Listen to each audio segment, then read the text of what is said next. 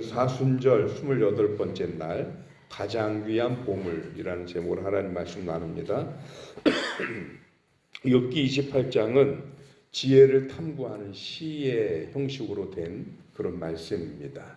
그래서 이 시의 형태라는 것을 우리가 기억한다면 시는 시적인 언어로 우리들의 감정 혹은 현실, 상황 등을 표현하는 거잖아요. 그래서 그 표현하는 것이 우리의 일상보다는 조금 더 과장되거나 아니면 상징적이거나 또 이렇게 환상적이거나 이런 식으로 표현하는 경우가 참 많습니다. 그래서 오늘도 지혜에 대해서 시적인 언어로 표현을 하고 있는데, 이 가장 먼저 표현하는 게 뭐냐면 인간은 지혜가 어디 있는지 알지 못한다는 것입니다. 산에게 물어도 모르고 바다에 물어도 모르고 바다 속에 물어봐도 아무도 모른다는 겁니다. 그런데 이 지혜를 찾으려면 그럼 결국은 우리는 어디서 지혜를 찾아야 되느냐? 왜?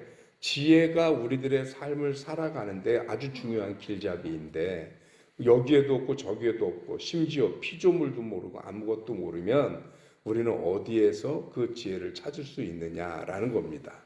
근데 이 지혜를 찾을 수 있는 거를 뒤에 밀어놓은 채로 지혜가 얼마나 귀중하고 가치 있는 것인지 그거를 먼저 얘기를 하는 거예요. 그래서 오늘 본문에도 보면 20절, 21절 이런 데 보면 온갖 그 보석을 다 얘기하면서 그 보석들보다도 지혜가 훨씬 더 귀중하다.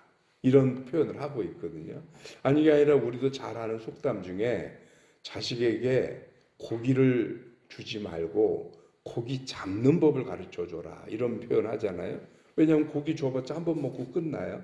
그런데 고기 잡는 법을 가르쳐 주면 먹고 싶을 때 언제든지 잡을 수 있거든요. 그러니까 금은 보석보다 지혜가 귀한 이유가 바로 여기 있다라는 거죠.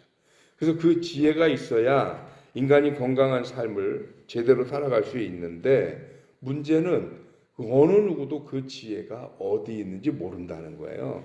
피조물도 모르고 멸망과 사망조차도 지혜의 위치, 지혜가 어디 있는지 모른다는 겁니다. 그렇다면 우리 인간들이 지혜를 찾을 수 있는 길이 없느냐? 전혀 그렇지 않다는 거예요.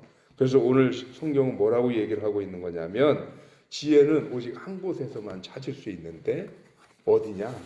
하나님에게서만 지혜를 찾을 수 있다는 것입니다. 그래서 오직 하나님을 아는 것이, 즉 하나님이 지혜의 원천이다. 그래서 성경에서는 뭐라고 표현하냐면 하나님은 지혜가 있는 곳과 그곳으로 가는 길을 아신다라고 얘기하십니다.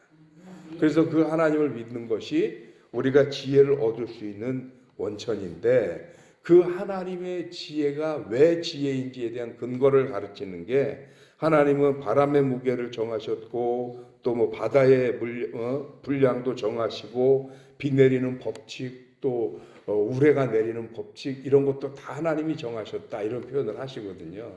아닌 게 아니라 오늘도 비가 왔습니다만 비가 내리는 원리도 한번 생각해 보면 하나님이 하시는 일에는 모든 것이 완벽한 사이클이 있어서 허투루 버려지는 게 없어요.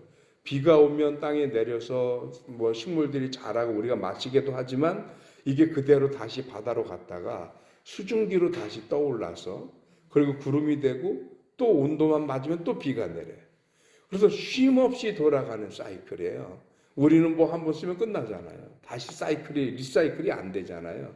그런데 이 비는 끊임없이 리사이클이 된단 말이죠. 그래서 이걸 돈으로 환산하면 얼마가 들을까요? 이건 추정이 안 되는 겁니다. 추정이. 돈으로 환산하면.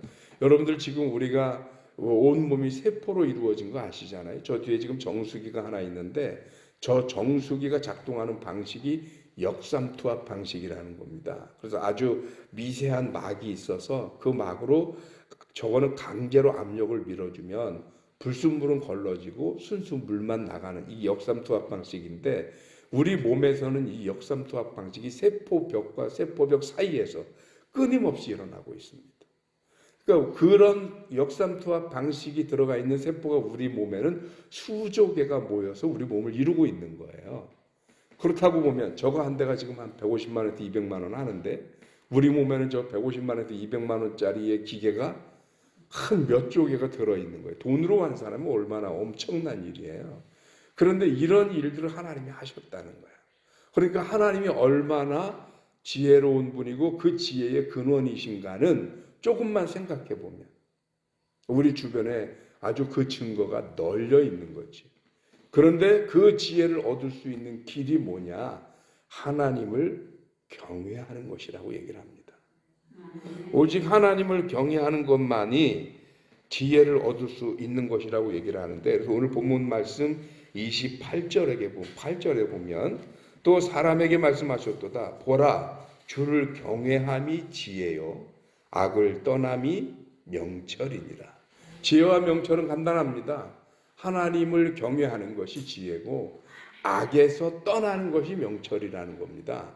그런데 하나님을 경외한다는 게 결국은 뭐냐?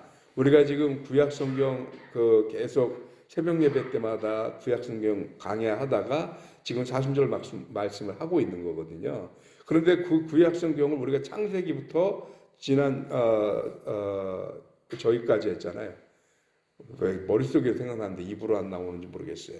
자, 우리가 모세오경을 지나서 우리가 여호수아 지나서 올 때까지 사무엘까지 왔잖아요. 사무엘까지.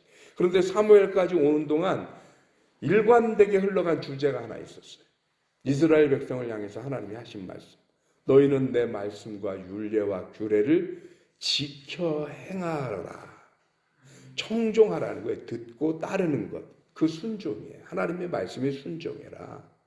이것만 하면 내가 너희를 지키고 내가 너희를 세우고 내가 너희를 세계 만방 중에 큰 민족이 되게 하고 복의 근원이 되게 하고 복의 복을 더 주고, 이게 하나님의 약속이고 말씀이잖아요.